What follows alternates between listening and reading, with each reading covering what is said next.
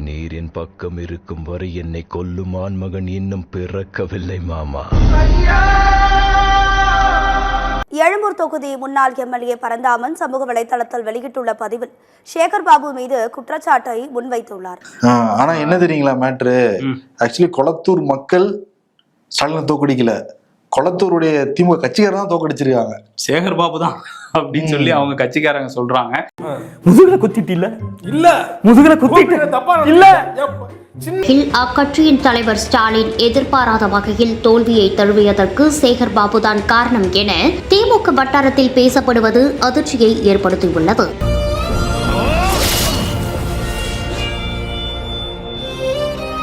இந்த நிலையில் கொளத்தூர் தொகுதியில் ஸ்டாலின் 8795 வாக்குகள் வித்தியாசத்தில் தோல்வியடைந்தார்.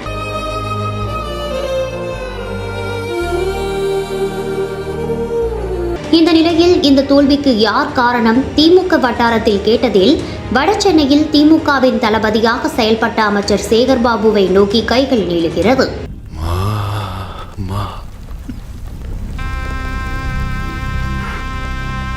ஸ்டாலின் தோல்விக்கு சேகர் பாபு தான் காரணம் என திமுக முன்னாள் எம்எல்ஏ பரந்தாமன் குற்றம் சாட்டியிருக்கிறார். சென்னையை பொறுத்தவரையிலும் ஐயா சேகர் பாபு ஒரு சிறப்பான செயல்பாபுவாக செயல்பட்டிருக்கிறார். எந்த கட்சிக்கு செயல்பட்டிருக்கிறார்ன்றது அவங்க அந்த கட்சிக்கு தெரியும். நான் பார்த்துக் கொள்கிறேன் என சேகர் பாபு சொன்னது இதைத்தானா எனவும் பரந்தாமன் கேள்வி எழுப்பியிருக்கிறார். ஸ்டாலின் தோல்விக்கு காரணமானவர் எப்படி வெட்கமே இல்லாமல் தலைவர் முன்பு வந்து முகத்தை காட்டுகிறார் எனவும் காட்டமாக அவர் குற்றம் சாட்டியிருக்கிறார். மேலும் பொதுமக்களிடமும் கட்சி நிர்வாகிகளிடமும் சேகர் பாபு மிகவும் கடினமாக நடந்து கொண்டதாக புகார்களும் எழுந்ததாக சொல்லப்படுகிறது. சேகர் பாபுவின் இத்தகைய நடவடிக்கைகளால் தான் ஸ்டாலின் தோல்விக்கு காரணம் என திமுக வட்டாரங்களை சமூக வலைதளத்தில் பதிவிட்டு வருவது பரபரப்பை ஏற்படுத்தியுள்ளது. ஒருவேளை அப்ப விஜய் போய் நின்று தலைவர் ஸ்டாலின் அவர்கள் தோத்துருந்தா என்னால் அது புரிஞ்சிக்க முடியுது. விஜய் அவர்களால் அடையாளம் காட்டப்பட்டவர் தோக்குறாருன்னா நீங்கள் என்ன ஒரு ஆல் இண்டியா லெவலில் லீடராக அவரை ப்ரொஜெக்ட் பண்ணி வச்சிருக்கு. பட் ஆனால் எங்கே ஃபெயிலியர் ஆச்சுன்னு தெரியல. இப்போ இந்த சேகர் பாபுவோடைய லீலைகள்லாம் ஸ்டாலினுக்கு நல்லா தெரியும். சேகர் பாபுவோடையே தமிழன் பிரசன்னாவும் அந்த ரவிச்சந்திரனும் சுற்றிக்கிட்டு இருக்காங்க. எக்மோரில் சீட் வாங்குறதுக்கு பின்னாடியே சுற்றிட்டு இருக்காங்க. கோழி குஞ்சு மாதிரியே சுற்றிக்கிட்டு இருப்பாங்க. ஒரு கட்சி 2 வருஷம் கூட ஆகலை, ஊராக போய் பிரச்சாரம் பண்ணல, வேட்பாளர் யாருன்னே தெரியாது, வெறும் சின்னம் விஜயோட முகம், இந்த 2 வார்த்தை சமூக ஊடகத்தில் குழந்தைங்கள்லாம் பிரச்சாரம் பண்ணாங்க. பண்ணி ஒரு 50 வருஷ கட்சியை 30 வருஷ கட்சியை இந்த அளவுக்கு தள்ளுது அப்படின்னா உங்கள் மேலே இவ்வளோ கோவம் இருந்திருக்கு. ஃபஸ்ட்டு அதை ஒத்துக்கிட்டு அதை கட்சி ரீதியாக சரி செய்யணும். திமுகவின் அசைக்க முடியாத கோட்டையாக இருந்த கொளத்தூர் தொகுதியை தாவேகா கைப்பற்றியது திமுகவினருக்கு அதிர்ச்சியை கொடுத்திருக்கு. திமுகவுக்கு இதில் என்ன பாடம், நம்ம திமுக என்ன பாடம்னா, இந்த சென்னை கோட்டை இதை தகர்க்க முடியாது, எதாக இருந்தாலும் பாபு பார்த்துக்குவார், சேகர் பாபு பார்த்துக்குவார்னா பார்த்துக்கிறது சேகர் பாபு இல்லை, விஎஸ் பாபு பார்த்துக்கிட்டார். இவர் ஜெயிச்சிட்டார், பிரச்சனை இல்லை, துறைமுகத்தில் ஐயா ஜெயிச்சிட்டார்.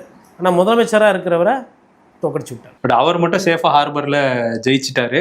சேகர் பாபு பெர்ஃபார்மன்ஸ் ஃபுல் அழுக, தேம்பி அழுகிறாரு சேகர் பாபு. அதுக்கு என்ன காரணம்னா அவருக்கு தான் அந்த தொகுதி பொறுப்பு கொடுத்துருந்தாங்க. அவர் கோட்டை விட்டுட்டாருங்கிறத அவங்க கட்சி ஆட்களே சொல்ல ஆரம்பிச்சோன்னே சரி ஒரு ஆக்டிங்கை போட்டாரா இல்லை உண்மையிலே அழுதாராங்கிறது அவருக்கு தான் தெரியும். அதாவது பணபலம், அமைச்சர், மாவட்ட செயலர், இந்த தோரணை, இந்த வண்டி வரும்போது 10 பேர் போகிறது, இந்த ஊழல் பண்ணுறது, வேலை வாய்ப்பு காசு வாங்குறது, இதெல்லாம் பண்ணால் ரொம்ப நாள் பொழப்பு ஓட்ட முடியாது. அங்கே இருக்கிற பல தொடர்கள் அழுதாங்க. அதில் ஒரு நீங்களாம் அழுகக்கூடாது அப்படின்னு சொல்லிட்டு ஸ்டாலின்லாம் சொல்லிட்டு இருந்தாரு. ஆமாம், அதில் ஒரு பெண் கூட ரொம்ப கதறி அழுதாங்க. பட் அவங்களே ஓட்டு போடல அப்படிங்கிறது தான் நம்ம பார்க்க முடிஞ்சது. ஏன்னா கையில் மை இல்லை.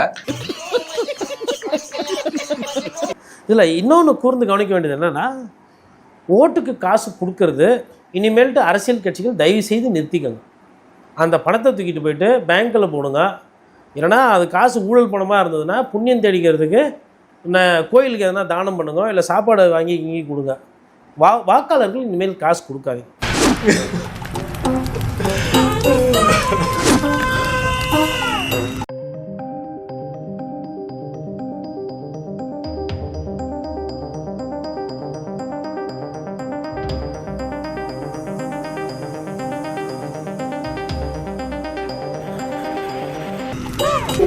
தலைவரே, அவங்க அலுவல சிரிக்கிறாங்க தலைவரே.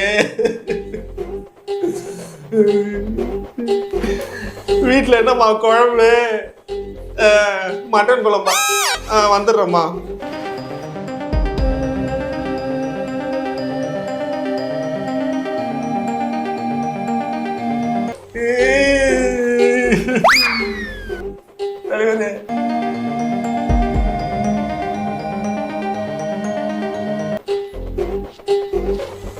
பாபு, இந்த பாபுங்களால தான் எனக்கு பெரிய பிரச்சனையே. அது அந்த பாபுவா இருக்கட்டும், இப்போ இந்த பாபுவா இருக்கட்டும். ஆமே, கருப்பு பணம் வந்துடா. டிக்கெட் புக் பண்ணிட்டியா? ஐயோ தலைவரே.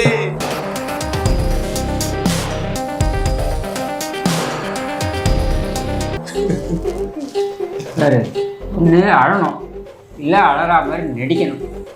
ரெண்டும் பண்ணாமல் எதுக்கு இந்த வேலையை பண்ணிட்டு இருக்க நீ?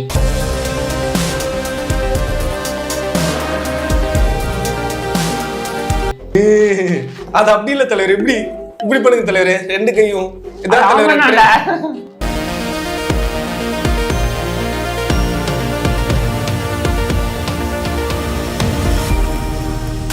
சரி, நடிச்சது போகிறோம். சிஎஸ்கே ஸ்கோர் என்ன கேட்டு சொல்லு மச்சான். சிஎஸ்கே ஸ்கோர் என்னடா? முடிச்சிட்டாங்களா?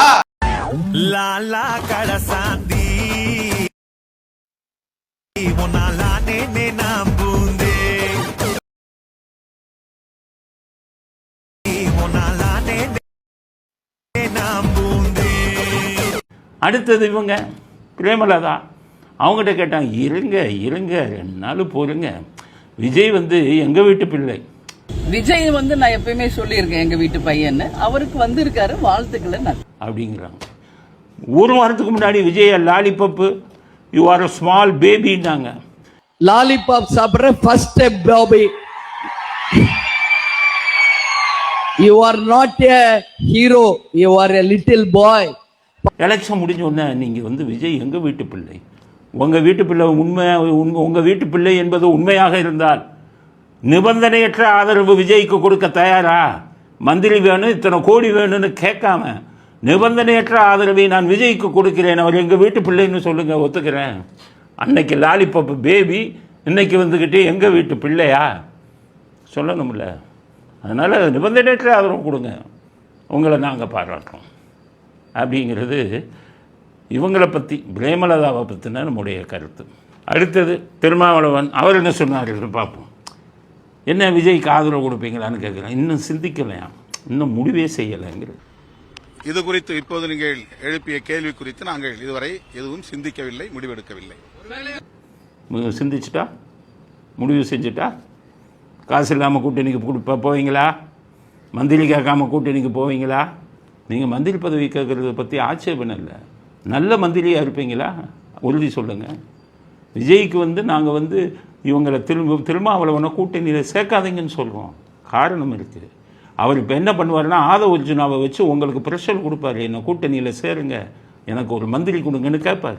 பவர்ஃபுல் மந்திரி, சம்பாதிக்கிற மந்திரி கேட்பார். நீங்கள் கொடுக்குறத பற்றி இல்லை. ஆனால் அவர்கள் ட்ராக் ரெக்கார்டு என்ன?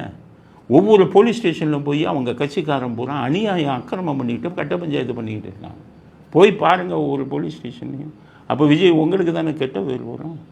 ஜாதியை பற்றி போய் பேசுகிறாரு. ஒரு ஜாதியை குறைச்சி கூசி அந்த பொண்ணை தூக்கிட்டு வா, இந்த பொண்ணை தூக்கிட்டு வான்னு சொல்லி தமிழ்நாட்டில் வெளியவும் ஜாதி கலவரத்தையும் உருவாக்குனவர் இல்லை அவர். அவரை கொண்டு போய் நீங்கள் கூட்டணியில் சேர்ந்தால் உங்களுக்கு அந்த பிராண்ட் வந்துடுமே.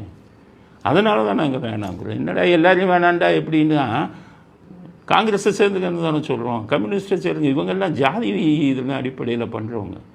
போலீஸ் ஸ்டேஷனில் அவ்வளவு கட்ட பஞ்சாயத்து போயிடும். நீங்கள் இவரை சேர்த்திங்கன்னா, அவருடைய 2 எம்எல்ஏக்கு சேர்த்திங்கன்னா. இது எங்களுடைய அறிவுரை. நாங்கள் உங்களுக்கு ஒரு ஆலோசகராக இருப்போம், நல்ல விஷயத்த சொல்லுவோம். முடிவு